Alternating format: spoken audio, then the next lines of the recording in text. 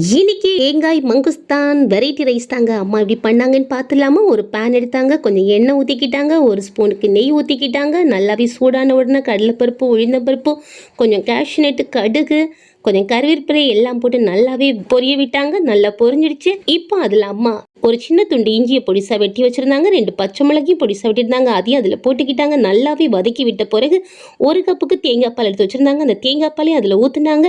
தேவையான உப்பு போட்டுக்கிட்டாங்க. இப்போது தேங்காய் பால் நல்லாவே வத்தி வந்த பிறகு ஆற வச்சிருந்த சாதத்தையும் எடுத்து, தேங்காய் பாலும் நல்லா ஆறிடுச்சு, அதில் போட்டு சாதம் உடையாதபடிக்கு மெதுவாக கறி கொடுத்தாங்க. இப்போ அதுக்கு மேலே துருவின தேங்காவையும் ஒரு கைப்பிடிக்கு மேலே தூவி விட்டாங்க. அதோடு கூட 1 டீஸ்பூனுக்கு நெய் ஊற்றிக்கிட்டாங்க. மறுபடியும் கொஞ்சம் மல்லியிலையும் தூவி விட்டாங்கங்க. அப்படியே ஒரு கலர் கொடுத்து மூடி வச்சுட்டாங்க. அடிப்பொலியான சாப்பாடு ரெடி. இதுதான் என்னுடைய லஞ்ச் பாக்ஸுக்கு. இதுக்கு அம்மா ஒரு சைட் டிஷ் கொடுத்தாங்க. அது என்ன நீங்கள் தான் கண்டுபிடிச்சி கமெண்ட் பாக்ஸில் கமெண்ட் பண்ணுவீங்க. என்ன சாப்பிட்டீங்கிறதையும் சொல்லுங்கள். பாய்.